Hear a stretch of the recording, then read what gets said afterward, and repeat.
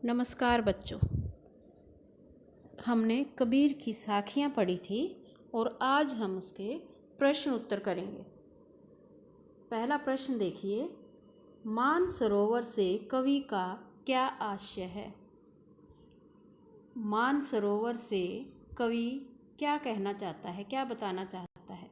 उत्तर देखिए, मानसरोवर से कवि का आशय है, कवि का मतलब है मन रूपी पवित्र सरोवर जिसमें मनुष्य को स्वच्छ विचार रूपी जल भरा। मनुष्य के स्वच्छ विचार रूपी के करना इसको, जिसमें मनुष्य के स्वच्छ विचार रूपी जल भरा है। इस स्वच्छ जल में जीवात्मा रूप हंस प्रभु भक्ति में लीन होकर स्वच्छंद रूप से आज़ादी से मुक्ति रूपी मुक्ता फल या मोती चुगते हैं। वे मानसरोवर छोड़कर अन्यत्र जाना भी नहीं चाहते। अन्यत्र मीन्स कहीं और जाना भी नहीं चाहते। आप इसको ये भी लिख सकते हैं कि वो मानसरोवर छोड़कर और कहीं जाना भी नहीं चाहते। दूसरा प्रश्न देखिए, कवि ने सच्चे प्रेमी की क्या कसौटी बताई है। उत्तर देखो, कवि के अनुसार सच्चे प्रेमी की कसौटी यह है कि उससे मिलने पर मन की सारी मलिनता नष्ट हो जाती है। मन में कोई पाप नहीं रहता, वो सब खत्म हो जाता है, सारे पाप धुल जाते हैं। तीसरा प्रश्न देखिए, तीसरे दोहे में कवि ने किस प्रकार के ज्ञान को महत्व दिया है। कैसा ज्ञान उस कवि ने अच्छा बताया है कबीरदास जी ने। तीसरे दोहे में कवि ने सांप्रदायिकता एवं भेदभाव रहित सच्चे ज्ञान की प्राप्ति को महत्व दिया है। फिर से सुने इसे, सांप्रदायिकता एवं भेदभाव कि मैं ये हिंदू है, ये मुसलमान है, किसी भी संप्रदाय का कोई भी भेदभाव नहीं होना चाहिए, ये सच्चा ज्ञान है। संसार के लोग सांसारिकता में फंसकर सच्चे ज्ञान और उसकी महिमा से अनजान रहते हैं। मनुष्य इस ज्ञान को खोजने, थाह पाने, था मीन्स उसकी गहराई नापने, पाने की जगह अन्य वस्तुओं की प्राप्ति में अपना समय बेकार में नष्ट करता रहता है। वो इधर उधर के भेदभाव में लग जाता है, ये हिंदू है, ये मुस्लिम है, और अपना समय नष्ट कर देता है। कबीर के अनुसार हमें धार्मिक ना होकर सच्चे मन से भगवान की भक्ति करनी चाहिए, तभी हमें सच्चा ज्ञान प्राप्त होगा। प्रश्न 4 देखिए, इस संसार में सच्चा संत कौन कहलाता है। इस संसार में सच्चा संत कौन कहलाता है। कबीर के अनुसार सच्चा संत वह है जो सांप्रदायिक भेदभाव, धर्म संबंधी कोई भी उसमें भेदभाव ना हो, तर्क वितर्क और वैर विरोध के झगड़े में न पड़कर निश्चल भाव से प्रभु की भक्ति में लीन रहता है। जो ये हिंदू मुस्लिम इस बात के लिए झगड़ा ना करते हुए और निश्चल भाव से, जिसमें कोई छल कपट ना हो, प्रभु की भक्ति में लीन रहता है, वही सच्चा संत कहलाता है। अब प्रश्न 5 देखिए, अंतिम 2 दोहों के माध्यम से कबीर ने किस तरह की संकीर्णताओं की ओर संकेत किया है। किस तरह के बंधन जो बंधे हुए हैं, क्या उनकी सीमाएं हैं कि ये हिंदू है मुस्लिम है, यही हैं सीमाएं। तो कबीरदास जी बताते हैं, अंतिम 2 दोहों के माध्यम से कबीर ने निम्नलिखित संकीर्णताओं की ओर संकेत किया है। मुसलमान काबा को अपना पवित्र तीर्थ स्थल मानते हैं, वहीं पूजा के लिए जाते हैं, और हिंदू काशी को पावन स्थल मानते हैं और वहाँ अपने आराध्य का वास मानते हुए, आराध्य मीन्स जिसकी हम पूजा कर रहे हैं, हमारे भगवान, उनका वास मानते हुए मीन्स उनका निवास स्थान वहीं मानते हुए राम रहीम में अंतर करते हैं, जबकि यह मनुष्य का किया गया बंटवारा है। भगवान ने ऊपर से किसी को ये हिंदू है या ये मुस्लिम है ऐसे बांटकर नहीं भेजा है। ये किसने भेदभाव किए हैं? मनुष्य ने। ऊंचे कुल में जन्म लेने से ही, ऊंचे कुल में जन्म लेने से ही व्यक्ति महान नहीं बन जाता, उसे अच्छे कर्म ही महान बनाते हैं। जो वो जैसे काम करता है उससे महान बनता है, ना कि वो सिर्फ ऊंचे कुल में जन्म लेकर महान बन जाता है। व्यक्ति की धारणा यह है कि ऊंची जाति या कुल में पैदा होने से ही वह महान बन गया है। ऐसा मनुष्य सोचता है कि ऊंचे कुल में पैदा हो गया तो मैं महान हूँ। वास्तव में व्यक्ति अपने कर्मों से महान बनता है। कर्मों मीन्स जैसे वो काम करता है उससे महान बनता है।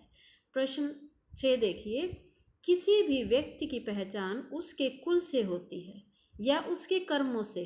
तर्क सहित उत्तर दीजिए। तर्क मीन्स कोई ना कोई ऐसा प्रूफ दो।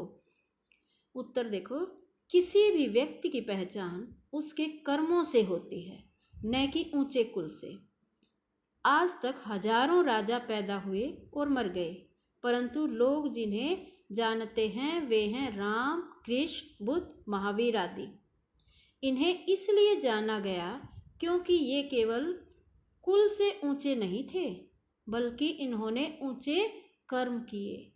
इनके विपरीत, चलो इनको भी आप धनवान मान सकते हैं, लेकिन इनके विपरीत कबीर, सूर, तुलसी बहुत सामान्य घरों से थे, बहुत गरीब थे ये। इन्हें बचपन में ठोकरें भी खानी पड़ी, परंतु फिर भी वे अपने श्रेष्ठ कर्मों के आधार पर, अच्छे कार्य करने के आधार पर संसार भर में प्रसिद्ध हो गए।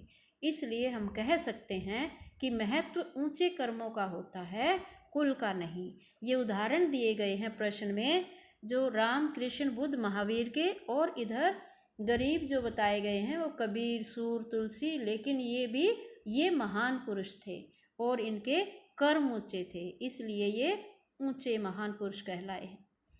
प्रश्न 7 देखिए, काव्य सौंदर्य स्पष्ट कीजिए, हस्ती चढ़िए ज्ञान को। इसका काव्य सौंदर्य स्पष्ट कीजिए मीन्स इसके काव्य में क्या सौंदर्य है वो बताना है।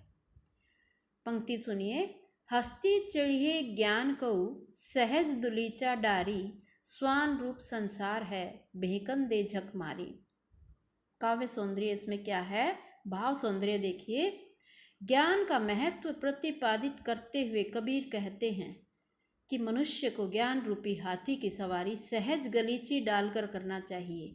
वो नीचे बिछाकर छोटा सा गलीचा उस पर करना चाहिए। ऐसा कहते हुए यदि कुत्ता रूपी संसार, कबीरदास ने संसार को एक कुत्ते के समान माना है, उसकी आलोचना करता है, तो मनुष्य को कुछ उसकी आलोचना करता है, उसके बारे में कई बार मजाक उड़ाते हैं या कुछ उल्टा सीधा बोलते हैं, तो मनुष्य को उसकी परवाह नहीं करनी चाहिए, अर्थात मनुष्य को ज्ञान प्राप्त करना चाहिए।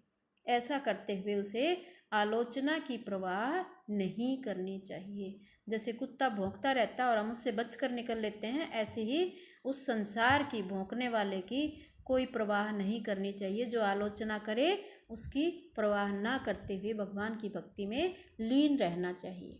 अब इसमें शिल्प सौंदर्य क्या है? इन कविताओं की, इन पंक्तियों में क्या सुंदरता है? सधुकड़ी भाषा का प्रयोग है। कबीर ने अपनी कविताओं में, दोहों में सधुकड़ी भाषा का प्रयोग किया है अपनी साखियों में। इसमें हस्ती, स्वान, ज्ञान आदि तत्सम शब्दों का प्रयोग है। तत्सम शब्द हैं ये, तत्सम, जो ऐसे के ऐसे प्रयोग हुए हैं संस्कृत से हिंदी में। तुकांत युक्त इस रचना में स्वर मैत्री अलंकार है। स्वर मैत्री, तुकांत, इसमें शब्द यूज किए गए हैं, प्रयोग किए गए हैं। रचना में भक्ति रस की प्रधानता है और भक्ति भाव बताया गया है, भक्ति रस की प्रधानता है इसमें। अब प्रश्न 8 देखिए, शब्द पद जो हमने किए थे, मैंने आपको दूसरा भी पद करवाया था, लेकिन आपके सिलेबस में पहला पद आएगा, इसलिए पहले पद से रिलेटेड, से संबंधित ये क्वेश्चन है। ये प्रश्न 8, मनुष्य ईश्वर को कहाँ कहाँ ढूंढता फिरता है? मनुष्य ईश्वर को मंदिर, मस्जिद, काबा, कैलाश, योग, वैराग्य तथा विविध पूजा पद्धतियों में ढूंढता फिरता है। फिर से सुने, कहाँ ढूंढता है? मनुष्य ईश्वर को मंदिर, मस्जिद, काबा, कैलाश, योग, वैराग्य तथा विविध पूजा पद्धतियों में ढूंढता फिरता है। कोई अपने देवता के मंदिर में जाता है, कोई मस्जिद जाता है, कोई उसे अपने तीर्थ स्थलों में खोजता है, कोई योग साधना या संन्यास में परमात्मा को खोजता है, कोई अन्य किसी साधना पद्धति को अपनाकर ईश्वर को खोजता है, कोई और रास्ता अपनाता है, कोई और रास्ता अपनाता है। प्रश्न 9 देखिए, कबीर ने ईश्वर प्राप्ति के लिए किन किन विश्वासों का खंडन किया है? कबीर ने ईश्वर की प्राप्ति के लिए निम्नलिखित प्रचलित विश्वासों का खंडन किया है। कौन से देखना जरा। मनुष्य मंदिर, मस्जिद में पूजा अर्चना करके, नमाज पढ़कर ईश्वर को प्राप्त करना चाहता है। किंतु इससे ईश्वर की प्राप्ति नहीं होती। दूसरा सुनिए, मनुष्य विभिन्न देवताओं और धार्मिक स्थानों की यात्रा करता है, पर इससे ईश्वर की प्राप्ति नहीं होती। मनुष्य योग वैराग्य जैसी क्रियाएं करके ईश्वर को पाना चाहता है, पर यह व्यर्थ है। मनुष्य दिखावटी या आडंबरपूर्ण भक्ति करता है, परंतु इससे ईश्वर की प्राप्ति नहीं होती है। अब आजकल के माहौल को देखकर आप सब समझ सकते हैं, हमारे मंदिर, मस्जिद, गिरजाघर सब कुछ बंद है। तो क्या हम आज भगवान को याद नहीं करते? क्या हम भगवान की पूजा नहीं करते? आज भी करते हैं, और भगवान आज भी हमारे साथ हैं। हम घरों में बंद हैं, हमें मंदिर जाने की परमिशन नहीं है, इजाज़त नहीं है, घर से निकलने की इजाज़त नहीं है, लेकिन फिर भी हम भगवान की पूजा अर्चना ऐसे ही घरों में करने लग रहे हैं जैसे मंदिर में जाकर जोत जगाते हैं।